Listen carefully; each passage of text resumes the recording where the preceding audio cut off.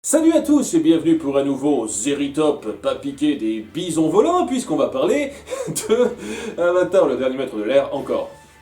Une de mes séries préférées, une série très populaire, une des très rares, pour moi, série populaire qui mérite le foin qu'on fait dessus en fait. Il y a énormément de séries populaires où je me dis, ah, quand même, vous en faites un peu trop des caisses par rapport à ce que c'est en termes de qualité intrinsèque. Hein, je vais pas aller dans les détails, mais je pense que depuis le temps, vous devez avoir quelques exemples en tête. Mais ça fait partie de ces cas où c'est très intelligemment pensé et ça a un succès populaire ultra mérité pour ça. Et donc ça fait plaisir de voir ce genre de consécration se faire. Et c'est pour ça que ça me paraissait naturel d'en parler, que ce soit en Zeritop tout de suite ou en tier list comme je l'ai fait il y a quelques temps. Et les Zeritop ont tendance à marcher un petit peu mieux lorsqu'on traite de séries animées, donc je vais éviter le plus possible de faire des séries non animées et parler des séries qui me plaisent et qui peuvent être suffisamment populaires et pas trop vieilles pour le jeune public qui me suit. Je pense que c'est l'idéal. Avec My Little Pony, je pense que ça devrait être parmi les plus vus. Cela dit, on verra. Si ça se trouve, je vais être surpris, il ne va pas y avoir grand monde. Peut-être que c'est parce que le concept ne vous plaît pas aussi.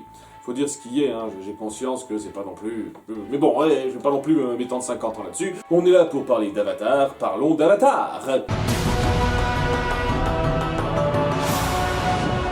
Avant de commencer une fois de plus cette liste, hein, on commence par les mauvais et puis les bons comme d'habitude. J'aimerais préciser que ce soit clair qu'il n'y a aucun épisode d'Avatar le dernier maître de l'air que je n'aime pas.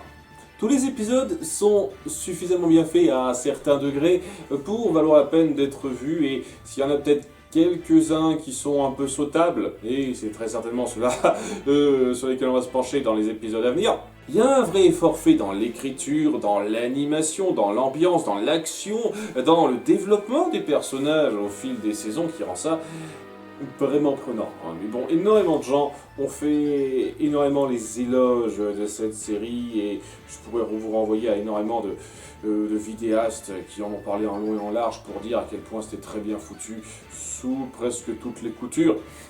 Et je suis totalement d'accord avec ça. Je vais pas révolutionner grand chose ou innover grand chose en faisant cette liste non plus parce qu'il y a beaucoup d'épisodes qui sont évidents à lister et que je citerai dans les listes à venir. En commençant donc par les moins bons pour moi. Comme je l'ai dit, aucun véritable mauvais épisode pour moi, mais il y en a quelques-uns qui sont un peu plus faiblards que les autres, et j'en ai situé 7. 7 qui se détachaient suffisamment pour être considérés dans les possibles, ce qui fait qu'il y a 2 mentions déshonorables dont je vais parler rapidement. Donc le premier, c'est la fête de l'Avatar de la saison 2. Que j'apprécie globalement lorsqu'on se centre sur le passé de Kyoshi et la signification de son acte, comment ça jouera sur la considération d'Aang. À ce niveau-là, c'est très bon, mais on est obligé de se centrer sur un village de pecnos stupides. Et ouais, ça les rend vraiment pas attachants, ça rend pas les enjeux très forts de montrer qu'on a affaire un peu à des idiots qu'on doit calmer en fait. Et toute la phase Sherlock Holmes de Sokka était pas la meilleure écriture comique qu'on ait faite autour de lui. C'était assez faiblard pour moi dans le top 7, pas tout à fait dans le top 5, et dans le même ordre d'idée, il y a La Fugitive, l'épisode 7 de la saison 3, que j'apprécie pour certains moments de rapprochement entre Toph et Katara, mais je trouve sincèrement qu'on force le conflit entre les deux. Et ça ne met pas super intelligemment le combat global contre le sbire qu'a envoyé Zuko dans cette première moitié de saison 3. En fait, je trouve qu'on a tendance à rabaisser un peu facilement les personnages. Il y a Aang qui tombe facilement dans la combine de Toph pour rien, juste pour le gag. Et oui, il y a des moments jolis qui rattrapent ça et qui font que j'apprécie un petit peu cet épisode et qu'il n'est pas tout à fait dans mon top 5 des pires, mais je sais pas, je trouve qu'on n'a pas su mettre grandement bien en avant les développements de personnages qu'on a un petit peu poussé là-dedans. Et ça aurait pu être mieux fait, beaucoup mieux amené, sans abrutir trop facilement, trop directement nos personnages principaux. Donc ouais, ça fait partie de deux trucs qui me gênent un petit peu, mais et globalement j'apprécie quand même un petit peu ce que ça veut développer ces épisodes-là. Et je pourrais en dire autant pour le top 5, même si un tout petit peu moins, puisqu'on va commencer tout de suite avec numéro 5, le maître de Sokka. Je sais qu'il y a beaucoup de gens qui l'adorent cet épisode. Je dis pas une seule seconde qu'il est mauvais, c'est juste que je le trouve ultra superflu. Et que on force cette espèce de problème de considération de Sokka alors que ça n'avait vraiment pas besoin d'être. Vraiment pas. Il y a une espèce de circonstance particulière qui met en avant les pouvoirs de notre team, mais Sokka s'est un petit peu délaissé parce que lui, il n'a pas de pouvoir, il ne contrôle pas un élément. Et donc, il va y avoir ce problème de considération, il va devoir se trouver un maître pour pouvoir avoir sa force dans quelque chose, alors qu'il savait déjà très bien se battre avant. Pas seulement avec son boomerang, en règle générale, il savait déjà très bien se battre, c'est un truc qu'il a appris par lui-même. Donc, le fait qu'ils doivent l'apprendre, ok, mais qu'ils l'apprennent à se battre avec cette épée qu'il se forge lui-même, via cette espèce de considération, ah je suis moins fort que vous, c'est un petit peu naze, d'autant plus que on essaye vraiment de le résumer à ça. Il doit apprendre à mieux se battre, sauf que le gars, on a montré à plusieurs moments que c'était celui qui avait les idées, qui avait les plans, qui savait réfléchir un petit peu en dehors de la boîte pour aider à diriger le groupe. Il avait beaucoup de compétences et il était loin d'apporter rien au groupe avant ça. Cette façon qu'on a de nous balancer que il a encore besoin de se chercher pour être plus fort, c'était un petit peu naze. Et puis il y a aussi cette légère considération des trois autres à qui il semble manquer principalement pour ses blagues. C'est un peu ce qu'on appuie de façon un peu légère et je sais pas, il y avait peut-être de meilleurs moyens d'appuyer ça. Je trouve que le côté léger n'était pas le mieux fait dans cet épisode. Et en dehors de ça, le maître d'armes que rencontre Sokka est quand même sympathique, il a une bonne atmosphère autour de lui, et lorsqu'on se penche sur l'entraînement de Sokka, cette espèce d'affirmation par rapport à ce qu'on lui propose, c'est très cool. C'est très cool, j'apprécie beaucoup ça, et ça élève l'épisode, mais le reste est loin d'être anodin pour moi, et ça part sur une approche un peu superflue. Et ça rentre un petit peu dans la considération qui va avec l'épisode de la fugitive, et que on perd un petit peu du temps à se pencher sur des choses pas forcément ultra utiles dans la première moitié de la saison 3. Si je devais situer un ordre d'importance des arcs de cette série, pour moi le deuxième moins bon, ce serait toute la première moitié de la saison 3, où c'est juste la préparation avant de s'attaquer au Seigneur du Feu durant l'éclipse solaire. Et il y a des moments de remplissage là-dedans qui se ressentent, certains qui sont très bons, et d'autres qui sont un petit peu plus discutables. Celui-là, c'est pas le pire, la fugitive non plus, on reviendra un petit peu plus tard sur le moins beau du lot en ce qui me concerne, à titre tout à fait personnel, mais ça rentre un peu dans cette catégorie où tu donnes cette impression, je me souviens dans l'épisode précédent justement, que Sokka a besoin de faire en sorte qu'on se rende pas trop tard à un certain endroit pour préparer le combat, et au bout du compte ils ont le temps de faire des conneries comme ça, quoi, de se poser pour faire des espèces de jeux d'arnaque auprès des gens dans la fugitive, de s'entraîner pendant je sais pas combien de temps avec un maître d'armes pour avoir une nouvelle épée, tout ça. Apparemment vous n'êtes pas pressé au bout du compte, hein. Le planning que tu as prévu, Sokka, tu avais prévu d'arriver quoi, 3 semaines plus tôt que prévu. Je sais pas, ça fait partie des trucs qui aident pas à ça, et c'est pas mauvais du tout cette phase-là, mais disons que ça amène des moments de remplissage pas les plus puissants pour moi. Numéro 4, le grand maître de l'eau. Un peu l'avant-dernier épisode de la saison 1. Techniquement, on a un double épisode pour faire la conclusion du livre de l'eau. Mais avant, on a donc l'arrivée dans cette cité de l'eau du Nord qui... Comment dire me gêne un petit peu, surtout pour son approche principale. Déjà, lorsqu'on se centre sur Sokka et Yue, ça va.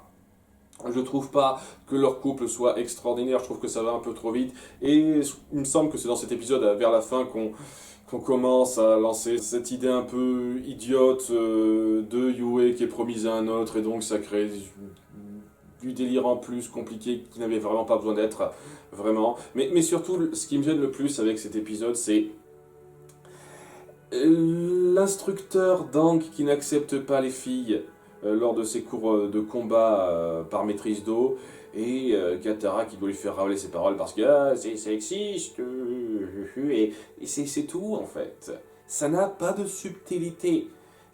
Une bonne partie du temps, on ressent un message féministe très fort dans Avatar le dernier maître de l'air, parce qu'on ne nous le balance pas en pleine gueule, parce qu'on montre justement des femmes fortes, des femmes qui se hissent au pouvoir, des femmes qui sont capables d'énormément de choses, sans avoir à signaler « Hé,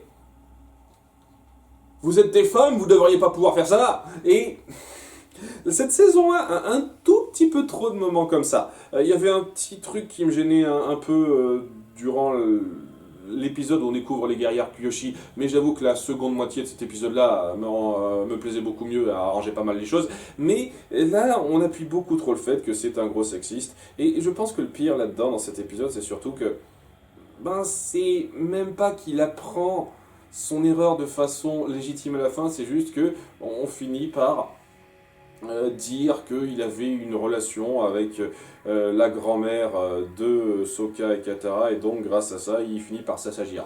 C'est pas parce que Katara lui a démontré qu'il avait tort, non, il s'est montré supérieur à elle au combat, donc c'est même pas ça, et de ce fait...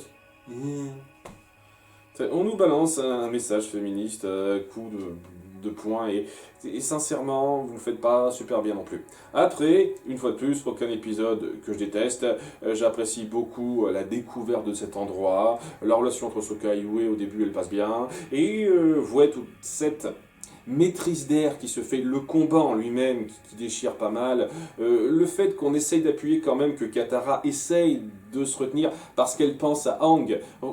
On appuie quand même, malgré les problèmes que j'ai avec ça, beaucoup de passages forts qui aident à appuyer la mentalité des personnages pour que ce soit quand même suffisamment bien et pas trop mal. Mais je pense que si je le compte dans mon top 5, c'est que c'est quand même un épisode important où on découvre vraiment cette tribu de l'eau du Nord. Et il y avait moyen de faire quelque chose de plus subtil que ça pour entamer la chose. Numéro 3, la Dame Peinte. Le pire épisode de la première moitié de la saison 3 pour moi. Parce que c'est juste nos héros qui tombent comme par hasard sur une usine de la Nation du Feu qui pollue des eaux, il faut l'empêcher en étant tout puissant, écolo, force rose, ce genre de conneries. Et il y a... Je trouve pas de grande subtilité là-dedans.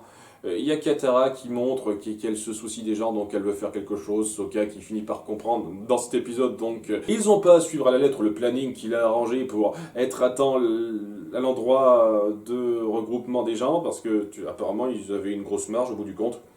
Il a prévu trop, apparemment. Et ouais, il y a quelque chose de cool visuellement avec Katara qui se fait passer pour cette dame peinte. Et l'action un petit peu qui en découle. Mais en dehors de ça, je ne trouve pas que l'intrigue que vous avez mise en place soit très profonde et recherchée. Vous n'avez même pas mis en place un village très prenant non plus, quoi. C'est une espèce de petit village sur la mer et ils ne sont pas très intéressants. On se sent sur un personnage gag qui est pas le meilleur que vous ayez fait dans cette série. Et ouais, c'est tout, quoi.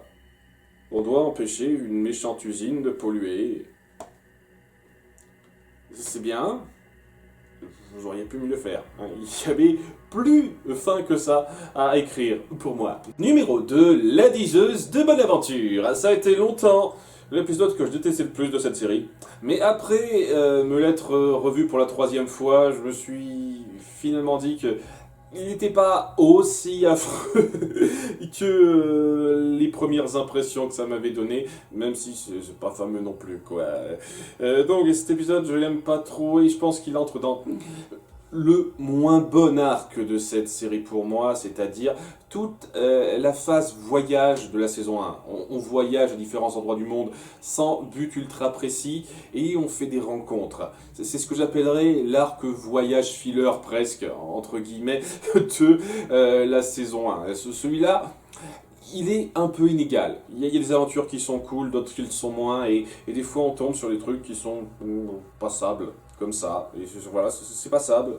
On tombe dans un village, il y a tout le monde qui se dit «Ah, la diseuse de Bonaventure Odyssey», donc on croit aveuglément ça, et c'est une bande d'ahuris stupides que t'as pas du tout envie de sauver. C'est comme pour l'épisode La fête de l'Avatar, c'est le même niveau pour moi, et durant tout l'épisode, on est un petit peu bloqué, en tout cas moi je me retrouve bloqué par le fait que je n'ai absolument aucune attache envers ces gens-là, et je n'ai pas particulièrement envie qu'ils s'en sortent.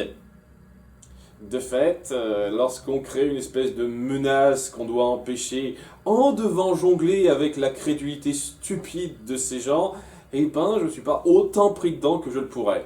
Alors, j'apprécie deux, trois choses. Par exemple, la diseuse de Bonaventure, la première impression qu'elle m'avait donnée, c'est que je ne pouvais pas la blairer. En revoyant ça un peu plus maintenant, je me rends compte que elle est suffisamment intelligente pour comprendre certains trucs, même si elle est bloquée dans «Ah, je comprends tout», alors qu'en fait elle comprend rien. Cet épisode dit clairement qu'elle ne comprend pas, quoi. Elle s'y croit trop alors que non, et on la reprendra pas plus là-dessus vers la fin, je pense que c'est la chose qui me gonfle le plus par rapport à ça, mais elle est suffisamment intelligente pour savoir certaines choses, savoir dire certaines choses. Et il y a un truc que je trouve un peu rigolo et un peu mignon avec la fille du village qui en pince pour Aang et qui est jalouse de Katara. J'avoue que vous avez géré ça plutôt bien. Hein, la relation amoureuse entre Katara et Aang, c'était un des premiers épisodes à avoir vraiment pris du temps à appuyer ça, et je pense que c'était la partie la plus cool de cet épisode pour moi. Le début, un peu sérieux, de la considération amoureuse entre Aang et Katara qui m'a un petit peu touché. Hein, c'est pas la plus grande relation amoureuse de tous les temps, mais j'aime beaucoup ce qu'on a mis en place, et c'était un peu le début d'une concrétisation chez eux, ça. Donc il n'est pas totalement inutile cet épisode à cet égard-là.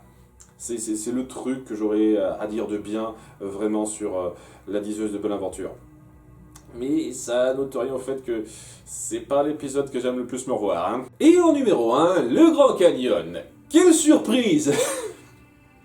L'épisode détesté entre guillemets par presque tout le monde. Énormément de gens vous diront que le plus mauvais épisode d'Avatar, le dernier maître de l'air, c'est celui-là. A raison, parce que lorsqu'on s'y penche, c'est celui qui n'apporte absolument que dalle. Mais vraiment, que dalle. Je pourrais prendre le temps de pointer des éléments dans chacun des épisodes que j'ai cités avant et qui aidaient un tout petit peu à appuyer la mentalité de nos personnages, à faire un tout petit peu évoluer certaines choses, à montrer une évolution de situation, de développement un tout petit peu de personnages qui aident à la suite. Celui-là, que dalle. Que pouic nani. On peut sauter ce truc et ça ne change absolument que dalle à l'intrigue principale. Ça ne changera absolument rien à comment vous percevrez la suite de l'intrigue. Parce qu'il n'y a rien dedans. Il n'y a rien dedans si ce n'est une aventure forcée où il y a deux tribus qui sont pas contentes l'une envers l'autre, qui n'arrêtent pas de se disputer, on doit gérer ça et gag, situation forcée. Ça parvient à être drôle à certains moments, l'action est encore assez cool lorsqu'on se centre donc sur les problèmes de monstres dans ce canyon et comment Aang essaye de gérer ça. Et je pense que ce qui parvient un tout petit peu à sauver ce truc-là et à compenser tout juste suffisamment les défauts, parce que je supporte tellement pas le conflit qu'on met en place entre ces deux groupes-là. Et même Sokka et Katara, je vous cache pas que ce que vous avez mis en place, c'était un petit peu forcé entre deux. Ce qui a su sauver ça pour moi, c'est la petite trouvaille de Aang à la fin, qui est presque une admission de l'épisode que c'est irrécupérable, le conflit qu'on a mis en place, ce qui est à la fois ironique et triste, mais ça me fait rire quand même, c'est un peu plaisant pour le côté un peu malin d'Aang qui leur invente un grand mensonge pour qu'ils considèrent l'idiotie de leur conflit. Donc je trouve ça assez drôle de sa part, un peu futé de sa part, mais ça appuie quand même aussi que ce conflit, au bout du compte, c'est une blague. C'est une blague et la seule façon de sauver ça, c'est avec un pseudo-pieux mensonge un peu facile qui pourrait facilement être défait si quelqu'un pense au peu gaffe à son histoire, mais apparemment ce sont deux tribus débiles. Et c'est ça le principe, quoi. Étant donné que le conflit principal tourne autour de ces deux tribus débiles et un peu cliché, c'est des stéréotypes, hein, et on a les intellectuels, on a les barbares d'un côté, ouah, très recherchés. Ça n'élève absolument rien dans ce conflit, et ouais, ça s'est sauvé par quelques petits trucs, mais de justesse, hein. C'est facile de qualifier ça de mauvais épisode pour certains, parce que je comprendrais très bien qu'on n'aime pas. Moi, j'arrive à apprécier de justesse, mais vraiment de justesse. Donc voilà, le topo de ces épisodes qui sont les moins bons. Aucun que je n'aime pas, une fois de plus. Absolument aucun. Par contre, j'ai beaucoup plus de choses à dire sur les épisodes que j'apprécie, parce qu'il y en a une belle petite foulée. Quand je me suis fait la liste des épisodes que j'ai particulièrement adorés, je suis tombé sur 17, donc j'ai dû faire un certain tri, et je me suis aussi rendu compte qu'il y a certains épisodes qui sont grandement considérés, qui ont pas mal de bagages chez les gens, que j'apprécie, très sincèrement, mais pas autant que cela, et avant donc de parler, de faire une liste rapide en musique, des mentions honorables réelles, j'aimerais te parler des pas tout à fait mentions honorables, mais ces épisodes sont grandement considérés par tout le monde, pas tout à fait par moi. Donc déjà, le premier épisode, c'est le double final de la saison 1, le siège du Nord, que j'aime bien, sincèrement, le combat Zhao-Zuko, cette fin de Zhao que je trouve super forte, le visuel avec cet esprit qui émerge avec Aang, ce voyage assez glauque dans le monde des esprits où il est confronté à un truc vraiment flippant, c'est excellent. À côté de ça, il y a les problèmes qui surviennent du principe qu'on a à peine mis en place la situation. La seule mise en place de la situation, ben, c'était l'épisode Le Grand Maître de l'eau. Ils sont arrivés à la tribu de l'eau du Nord, et tout ce qu'on a eu, c'est un truc sur le sexisme du coin, et c'était un peu ce sur quoi on s'est centré. Ce qui fait que il n'y a pas eu de grande mise en place, et que les enjeux, on les ressent pas autant.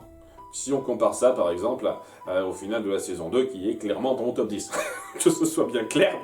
Donc, il y a un petit peu ça, et aussi le fait que on doit jongler autour de la relation Yue-Sokka, et cette relation, elle est mignonne, mais elle va pas plus loin, malheureusement. Alors qu'il y avait clairement matière à faire quelque chose de plus poussé, plus recherché autour de ce couple si on avait pris plus de temps. Et c'est un petit peu le truc, c'est la frustration de ne pas avoir mis en place énormément de trucs sur lesquels on joue dans cette fin de saison.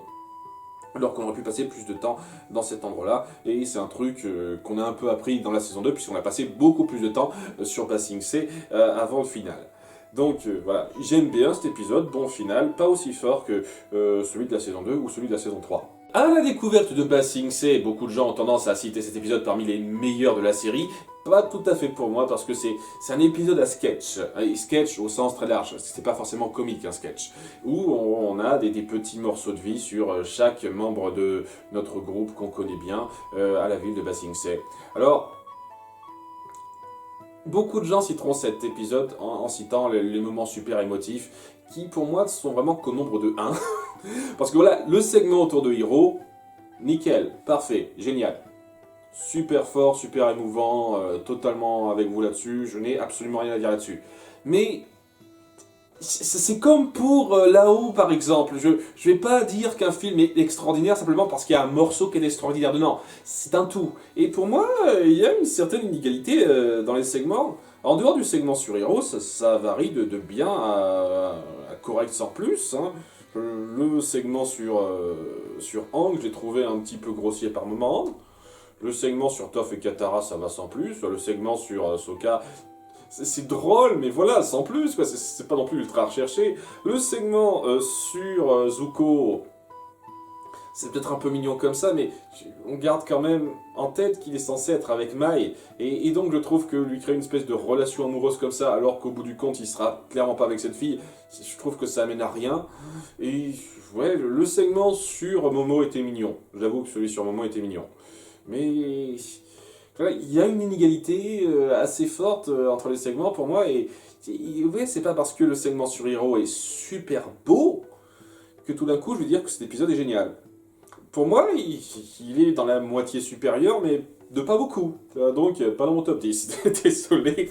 Et enfin, pour terminer, Le Rocher Bouillant, partie 1 et 2. Un épisode très fort dans sa signification, parce que c'est Sokka et Zuko qui luttent un petit peu seuls dans une prison pour libérer Suki et le papa de Sokka. Ils y arrivent à la fin. Et le petit souci avec ça, c'est que d'un côté, ça va pas assez vite, le premier épisode, et de l'autre, ça va trop vite dans le second épisode. Je trouve sincèrement que la mise en place aurait mérité d'être un petit peu plus rythmée dans le premier épisode, parce que on essaye de nous avoir, nous en croire que ça va se résoudre, alors qu'en fait non, quoi. Il y a beaucoup d'autres choses à gérer et que ça va s'étendre sur plus de temps, donc ça passe. Mais le second épisode, honnêtement, il y a tellement de choses qui se mettent en place, tellement de choses qui s'arrangent, et ça aurait été beaucoup plus fort si on avait alloué plus de temps à ça, notamment dans le premier épisode. En n'essayant pas de jouer sur le côté deux parties, tu crois que ça va se faire en une partie alors qu'en fait non, il y a une deuxième partie.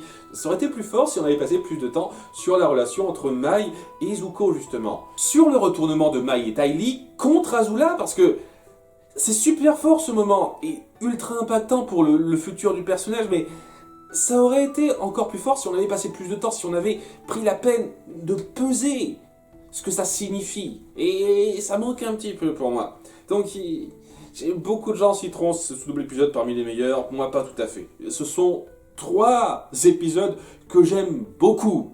Nous sommes d'accord, il y a très peu d'épisodes que je n'aime pas beaucoup. Hein.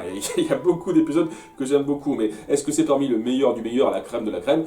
Pas tout à fait en comparaison à ceux qui vont suivre, en commençant par ces petites mentions honorables rapides.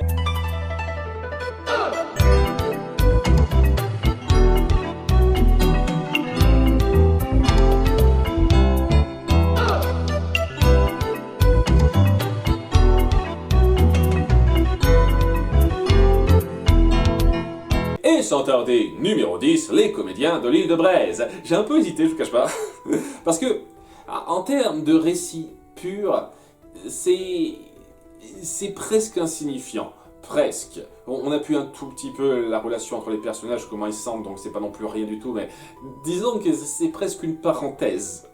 Mais c'est une parenthèse que je trouve géniale dans son approche, dans son exécution, et la façon dont on joue sur un trope typique des séries, c'est-à-dire l'épisode qui résume tous les événements qui se sont passés avant.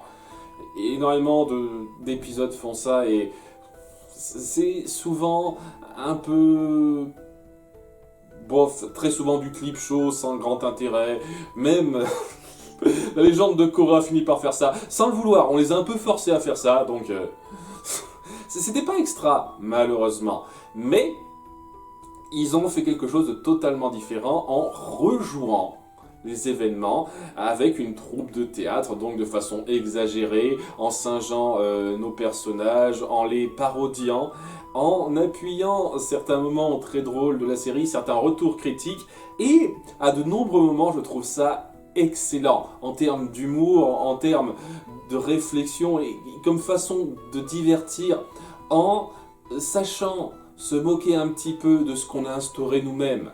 Je trouve ça excellent à de nombreux moments. Et ça n'empêche pas que ça part pas non plus sur rien du tout. Je pense que si ça avait été juste ça et que ça serait terminé de façon très légère, avec rien à côté, je l'aurais pas mis dans mon top 10. Pas loin, mais pas tout à fait. Mais je pense que ce qui a réussi à me vendre ça, c'est la fin où, au bout du compte, on se rend compte que, ouais, c'est une pièce pour la Nation du Feu. Et à la fin, lorsque la pièce l'appuie de façon assez dure pour nos héros, je trouve que c'est excellent. Un espèce de bon moment de retour à la réalité presque.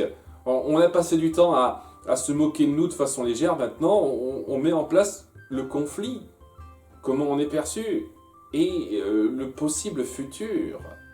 Et cette fin, je la trouve géniale.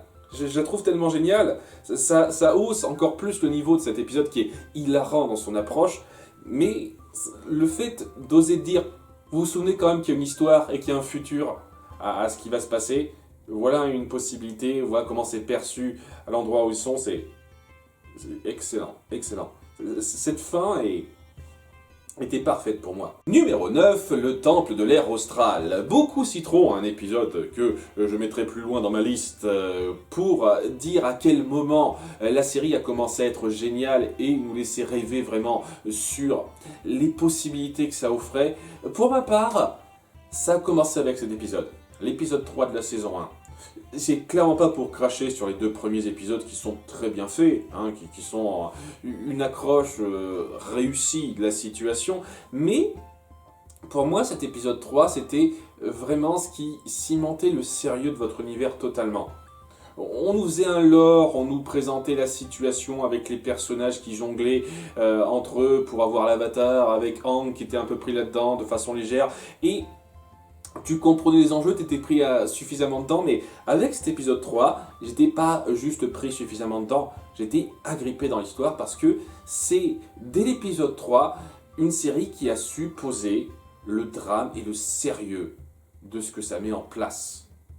On a d'un côté Zuko qui redécouvre les ruines de là où il vivait, qui se rend compte de visu que tout ce qu'il a vécu, toute sa vie d'avant n'est plus, tous les gens qu'il a aimés sont morts, et punaise, ça vous prend aux tripes, c'est arrache-cœur pour lui, et on l'appuie de façon super forte dans sa réaction, et de l'autre côté on appuie comment Zuko vit sa vie de paria, ce que ça signifie pour lui de retrouver son honneur et sa place qu'il avait avant, et aussi sa rivalité de cette saison avec le général Zhao. Dès l'épisode 3 on nous le présente, ce gars-là, l'antagoniste principal de cette saison 1, clairement, et un antagoniste très réussi. Dans une confrontation où on voit tout de suite qui est supérieur à l'autre, on voit qui montre le plus d'honneur dans un sens parmi ces deux-là. Et c'était, je trouve, très fort pour bien appuyer que Zuko ne serait pas un grand méchant, qu'il avait beaucoup plus de complexité derrière, pour montrer ça en comparaison avec le vrai grand méchant qu'on aura dans cette saison. Un méchant, une fois de plus, très réussi, même s'il ne vaut pas tout à fait Azula, mais très réussi quand même. Et dès cet épisode 3, j'ai su, de façon super claire, que cette série voulait aller loin. Voulait instaurer quelque chose qui a du sens, du poids, et pas juste une aventure légère avec quelques conflits qui pouvaient être un peu sérieux de temps en temps. Non, dès l'épisode 3. Il n'y a pas des masses de séries animées de ce bord-là qui osent faire ça dès l'épisode 3. Il y a des séries qui commencent à devenir sérieuses au bout de 30-40 épisodes des fois, mais dès l'épisode 3, c'est très rare. J'en connais pas les masses. Je parle bien entendu de séries animées familiales. Évidemment, il y a des séries animées plus sérieuses, plus matures, qui osent aller loin dès le début, mais c'est très rare qu'on fasse ça dans une série de cet acabit. Et c'est le truc qui a réussi à m'agripper à ce moment-là. Dès l'épisode 3, j'étais à fond dedans. Les 2 premiers épisodes, ils étaient bien, mais vraiment, l'épisode 3, c'est là que ça a commencé à devenir vraiment génial à suivre. Numéro 8, pris en chasse, ex aequo avec La Foreuse. J'arrivais pas à les départager. Ils sont tous les deux géniaux dans leur approche, dans leur concept, et savent le montrer avec une puissance incroyable.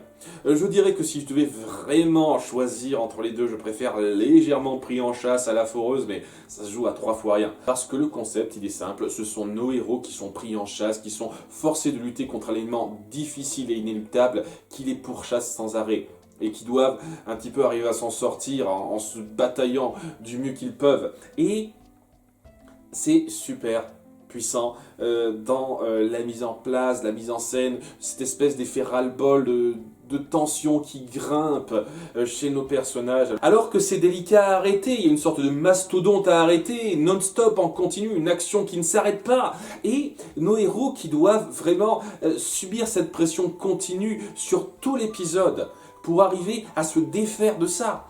C'est oppressant pour eux et c'est oppressant pour le spectateur qui n'attend qu'une chose, qu'ils y arrivent. Et lorsqu'ils arrivent enfin à se sortir de là à la fin de l'épisode, c'est ultra trippant. Et je pense que c'est l'une des plus grandes forces qu'a su apporter Azula dans cette saison 2, qu'il n'y avait pas exactement dans la saison 1, c'est-à-dire ce besoin constant de se défendre, de se battre contre ceux qui sont contre nous.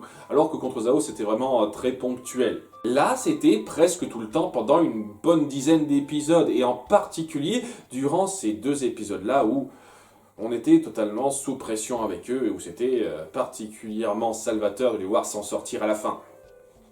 Il y avait des moments un tout petit peu plus forts émotionnellement, j'ai envie de dire, dans Pris en chasse dans l'absolu, ne serait-ce qu'entre Hiro et Toph. C'était plutôt mignon ça, mais j'aurais beaucoup de mal à vraiment les mettre à part. Pour moi, c'est la même approche extrêmement bien réussie et qui sait mettre cette série à un très très haut niveau en termes d'action et d'animation.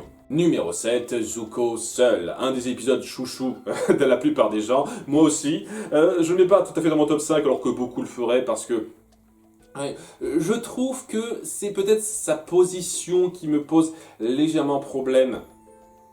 Dans le sens où, au bout du compte, dès l'épisode suivant, il va recommencer sa dynamique habituelle avec son oncle. C'était un peu une parenthèse pour lui qui est très très forte pour appuyer la considération des gens envers lui, sa considération envers lui-même, et le fait qu'il ne peut pas se poser en fait. Il est obligé de continuer à faire quelque chose pour s'en sortir, pour trouver une sorte de voie de rédemption personnelle qu'il ne sait pas encore très bien jauger. Et j'avoue qu'il y a quelque chose de très fort dans ce désir, cet essai d'arriver à être en paix avec lui-même, à se poser quelque part et d'apporter une sorte de paix et d'honneur à son sens à cet endroit. Seulement il ne peut pas parce qu'il représente la nation du feu. Et lorsqu'on le voit batailler seul contre cette situation qui est mise en place, cette espèce de méchant de la nation du feu qui s'en prenne à ce pauvre village, et qu'à la fin il n'a pas le juste retour des choses par rapport à ses actions parce que il est la nation du feu, et donc bien entendu qu'on va lui cracher dessus pour ce qu'il représente. Il y a cette sensation d'injustice et d'aigreur autour du personnage qui est parfaitement justifiée, mais qui vous laisse quelque chose de très fort sur le cœur. Ça aide excellemment à appuyer le personnage de Zuko et sa tourmente, tout simplement. Numéro 6, le jour du soleil noir, la première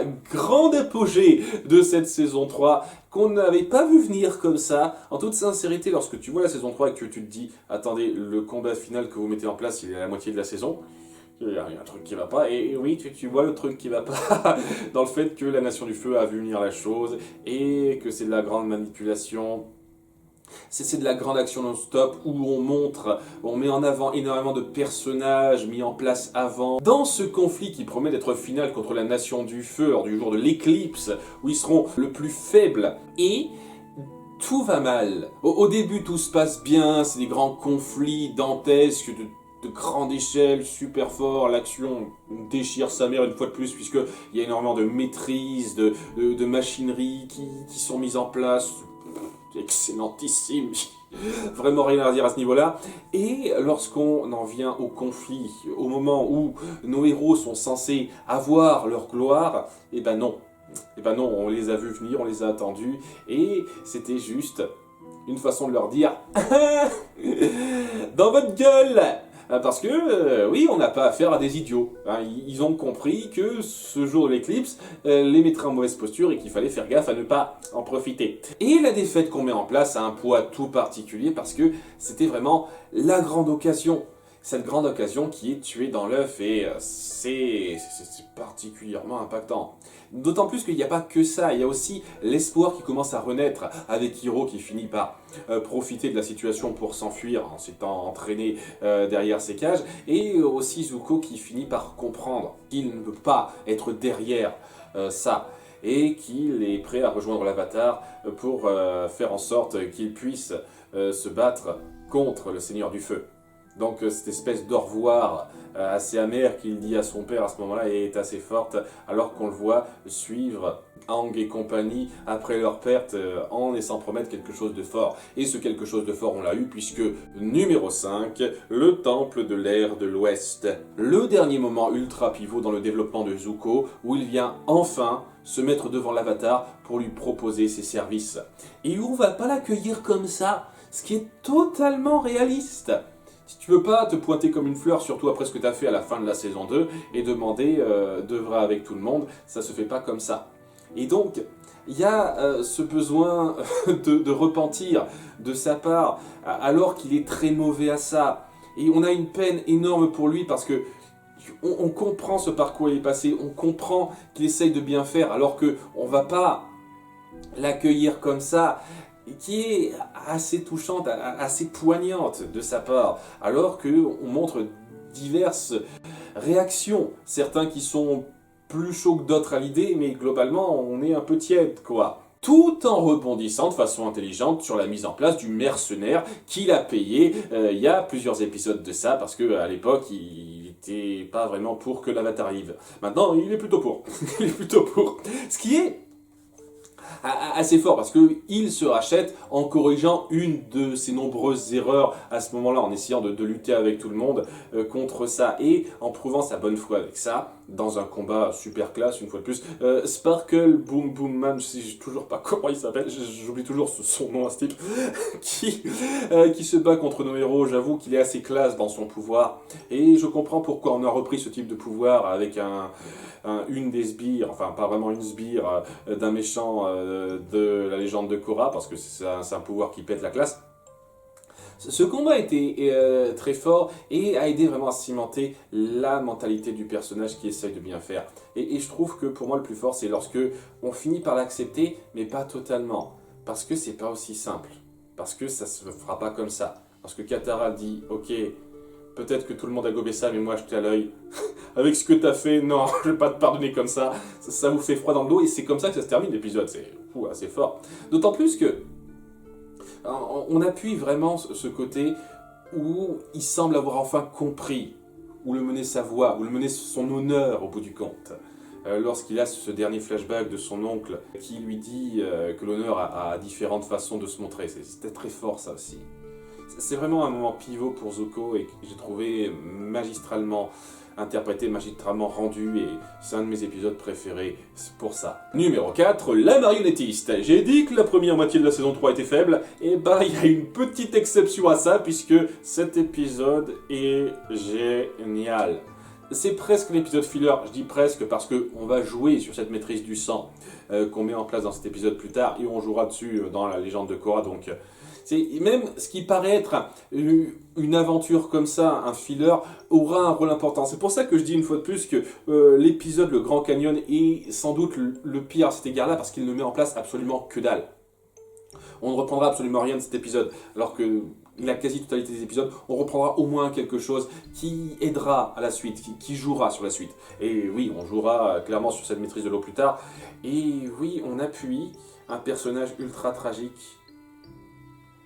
qui, à cause de ce que la Nation du Feu lui a fait, est devenu un monstre.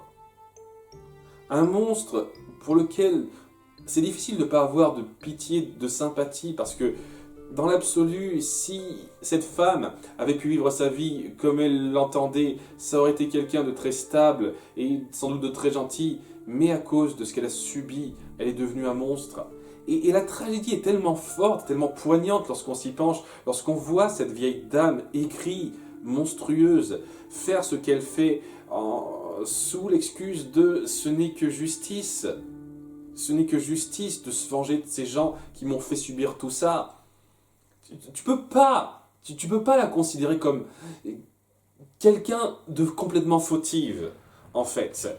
Et rien que ça, ça te fait avoir une appréciation particulière pour la menace de l'épisode mis en place. Il n'y a pas que ça qui joue, mais je pense que c'est la raison principale pour laquelle j'ai autant d'attache pour cet épisode. Mais il y a évidemment toute la maîtrise du sang et comment c'est représenté. Comment on joue sur cette manipulation des corps humains de façon un peu glauque, vraiment glauque, parce que on montre que quelqu'un qui n'a pas le contrôle de son corps, c'est affreux lorsqu'on voit bouger les articulations, lorsqu'on les entend, c'est énorme dans la mise en scène, dans ce que ça sous-entend, et presque l'horreur que ça représente. C'est presque un épisode d'horreur à certains moments, vu comment on nous le montre, comment on nous fait la révélation du personnage, et comment Katara doit un petit peu jouer son jeu à toute fin pour l'en empêcher. C'était En termes de mise en scène par rapport au pouvoir qu'on a mis en place, c'était excellent. En termes de psychologie du personnage, en termes de façon de dépeindre toute la complexité morale de l'univers qu'on met en place, qui de base donne l'impression que c'est juste un conflit simple des gentils contre les méchants, et ça va un peu plus loin que ça dans les détails d'à côté, c'est ça que je trouve génial. Il y a énormément d'épisodes que je pourrais pointer comme ça, comme Jet par exemple, où on montre que il y a une complexité en dépit du fait qu'on met en place un gouvernement à descendre. Parce que ce méchant gouvernement a engendré une méchanceté qui n'émane plus que seulement de lui. C'est très fort ça, c'est très fort. Je trouve que c'est l'épisode qui illustre le mieux cette complexité-là, et avec un personnage ultra tragique, très fort, et il mérite d'être connu, hein. Il est excellent.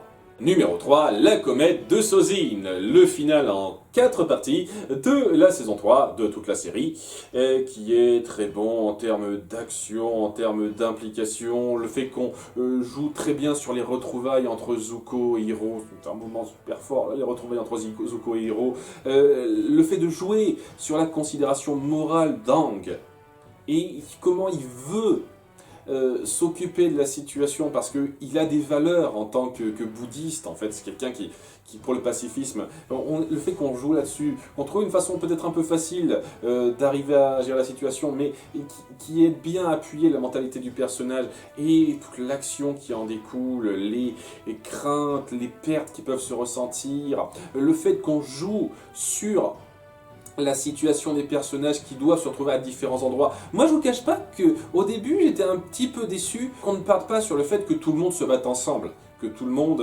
parte à différents endroits pour se battre contre ci, ça. Mais vous avez su parfaitement vendre ça. Vous avez su casser mes espérances pour me donner quelque chose d'encore mieux avec chaque conflit qui a une puissance particulière. Zuko contre Azula, c'est magnifique. Hiro qui reprend Ba Sing Se, enfin, alors que c'est un conflit qu'il a totalement détruit lorsqu'il était plus jeune, c'est quand même assez énorme lorsqu'on s'y penche, quoi, en termes de symbolisme. Et évidemment, tout le combat contre Ozai et Aang, qui dépote en termes d'action, qui montre cette espèce de puissance difficilement arrêtable, et l'avatar qui revient et qui a un des moments les plus classes en termes d'action que j'ai jamais vu dans une série animée. Vraiment, le moment où l'avatar renaît pour se battre contre Ozai est excellentissime. Et si vous avez des petits trucs à reprocher, ce qui font que c'est pas tout à fait mon épisode préféré, enfin mon groupe d'épisodes préférés, c'est que certains trucs vont un peu vite à la fin. J'aurais pas été contre qu'on mette un petit peu plus en avant un épilogue sur certains personnages, Mai très vite par exemple, Ty Lee beaucoup trop vite. Je trouve ça un peu dommage parce qu'on l'a déjà un peu expédié son revirement dans l'épisode Le Rocher Bouillant. Et là maintenant on dit rapidement j'ai trouvé ma place, c'est bien, Ty Lee, j'aurais pas été contre qu'on en fasse plus autour d'elle malheureusement. Ces petits trucs qui font que c'est pas excellentissime, mais c'est vraiment pas loin. C'est de très bons épisodes pour clôturer la série, et n'allez pas dire une seule seconde que je n'aime pas, parce que j'adore 99,5% de ce que ça nous montre. Numéro 2, la tempête. Le fameux épisode dont tout le monde a dit que c'est celui qui a totalement changé la donne, qui a fait réaliser qu'on suivait une série extraordinaire, et je suis plutôt d'accord avec ça. Autant je trouve que dès l'épisode 3, ça se sentait que ça voulait aller loin. Dès l'épisode de la tempête, c'était clair et net qu'on suivait quelque chose de grandiose. Quelque chose qui allait beaucoup plus loin qu'un simple combat du bien contre le mal, et qu'on allait nous dépeindre des personnages aux mentalités complexes qui se rejoignent à plusieurs niveaux. Et le fait de revenir sur le passé d'Aang en parallèle avec celui de Zuko, dans des circonstances totalement compréhensibles, qui affichent comment nos personnages se sont retrouvés là où ils en sont, c'est juste très bien pensé déjà, puisque c'est quelque chose qu'on ne nous balance pas comme ça. On ne nous le tartine pas directement, on trouve des situations simples pour amener nos personnages à en parler. Aang pour en parler à Katara, et Hiro pour en parler aux hommes de Zuko. Et déjà, c'est très bien amené. Et oui, lorsqu'on se penche sur ce passé et la tragédie, leur situation, tu peux pas ne pas avoir de peine pour eux et ne pas vouloir les suivre jusqu'au bout. Aang, son passé, où c'était juste un enfant qui voulait être un enfant, mais on l'a forcé à suivre le rôle qui lui était destiné trop tôt pour qu'il panique et qu'il en vienne à là où il en est. C'est poignant dans le gâchis que ça représente, et Zuko qui essayait de bien faire, mais qui a perdu son honneur au sein de sa famille, qui a été exilé à cause de ça. Ça vous prend au cœur, totalement, et ça vous fait réaliser qu'on va suivre deux personnages principaux, vraiment complexes, attachants, qui pourront avoir des développements vraiment palpitants. Et c'est ce qu'on nous aura donné par la suite. Donc cet épisode a promis énormément, et la suite de la série nous l'a donné. Et ouais, c'est pour moi le pointage parfait si vous voulez juger de ce que cette série peut vous faire ressentir. Si vous n'arrivez pas à ressentir quoi que ce soit en voyant cet épisode, c'est que vous n'arrivez pas à saisir la grandeur de cette série. Bon, je vais éviter de me la jouer pédant par rapport à ça, chacun ses goûts, mais c'est vraiment cet épisode qui s'est pointé avec la plus grande efficacité, la grandeur de la représentation de ces personnages et de leur tourmente. Et à partir de là, j'étais agrippé à 120%. Avant, j'étais agrippé à 99%, maintenant c'était 120% dans cette série, et j'allais pas la lâcher jusqu'au bout. Et numéro 1, les carrefours du destin. Finale de la saison 2, un des meilleurs, si ce n'est le meilleur cliffhanger que j'ai jamais vu dans une intrigue, où on met en place la situation Ba Sing Se qui semble s'être arrangée alors qu'en fait non. On met en place un conflit sur quelques épisodes contre celui qui dirige Ba Sing Se derrière le roi, et une fois que c'est fait, on se dit ça va se calmer, les choses vont aller mieux, on va peut-être mettre en place quelque chose qui arrangera la guerre, mais non, Azula arrive. Et Azula fout tout en l'air.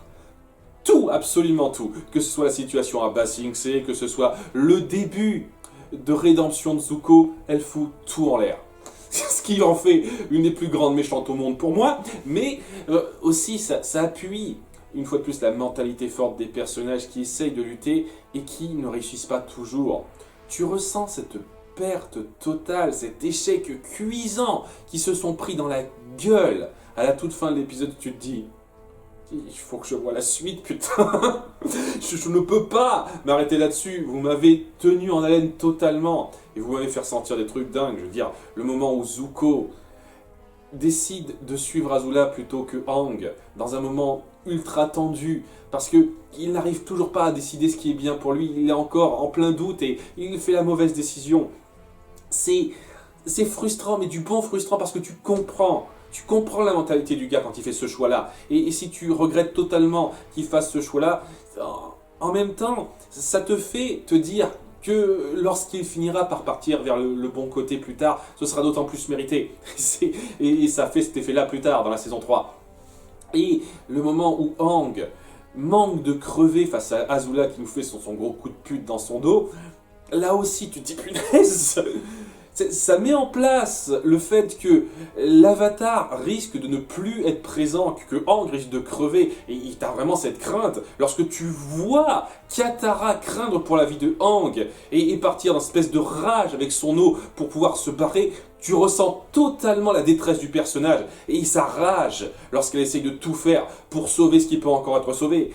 Ce moment de tension, de combat final, où on manque presque de tout perdre, c'est waouh, ça vous prend au tripes comme rarement ça ne m'est arrivé. Comme je l'ai dit, peut-être le meilleur cliffhanger mis en place qu'on ait jamais fait pour moi, où tout est incertain. Ba Sing Se est tombé, alors que ça a tenu autant de temps, maintenant c'est tombé. L'avatar risque de ne plus pouvoir être. Zuko est reparti du mauvais côté. Tu te dis, ouais, il faut que je vois la suite. C'est tellement parfait dans comment c'est mis en place, dans comment c'est montré en termes d'action. C'est parfait. J'ai rien à redire sur cet épisode. Il est juste génial. Génial de bout en bout. Absolument aucun souci, aucun point à redire.